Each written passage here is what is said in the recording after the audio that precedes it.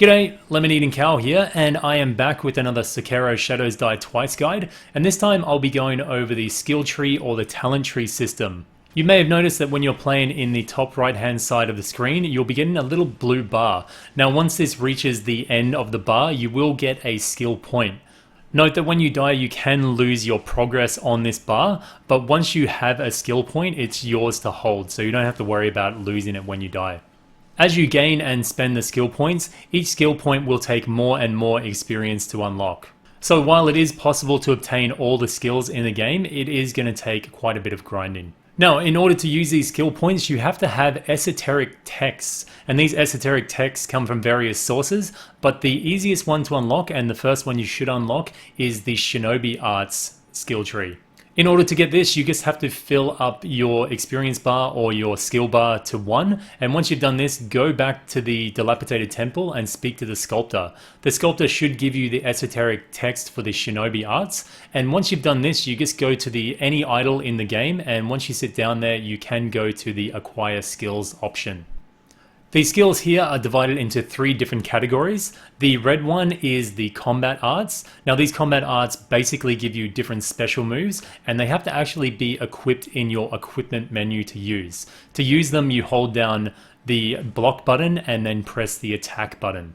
Initially, only one of these combat arts can be equipped at once.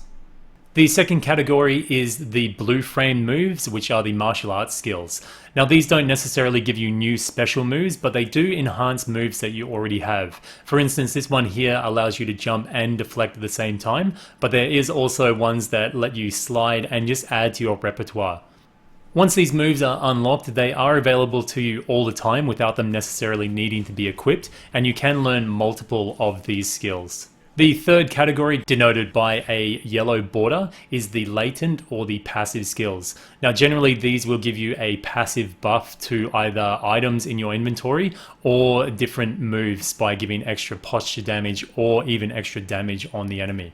You can learn multiple latent skills and they will always be active without equipping them.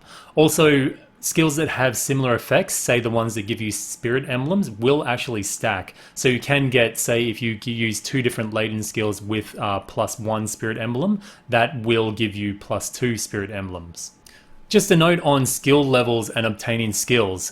I wouldn't at the start of the game go hard out farming and try and purchase the entire first tree that you've got, because as you level in the game, the more skill points you get, the further and harder between these skill levels it will become, as in you'll require more and more XP to get those skill levels. So if you purchase the entire Shinobi Arts tree, once you unlock the other trees, say the Prosthetic tree or the Ashina skill tree, there may be a very basic skill there that will be hard to unlock because you've ground or done so much grinding on the Shinobi tree. So my advice is to get a couple of skills that you like in the first tree and then wait until you unlock a couple more trees to see which skills you want to pick up. I will be doing guides on the other various skill trees in the game and how to get them, as well as some highlighted moves within these skill trees. Also, if you're looking for a very effective method of farming some early skill points in the early game, then I do have a guide for it in the description below, and it is a very quick way to get a lot of skill points. As a bonus, I'll also tell you how to unlock the prosthetic tree. Now to get the prosthetic tree, all you have to do is unlock 3 additional prosthetics from the sculptor. If you're wondering where to get those prosthetics, you can find links in the description below. So just get 3 of those and go to the sculptor and he will unlock the prosthetic skill tree as well. If you found this guide useful, please leave a thumbs up. And if you haven't subscribed already, then please do so. And make sure you hit that notification button as well, because I have a lot more guides coming for Sekiro Shadows Die Twice. Until next time, this has been Lemon Eating Cow.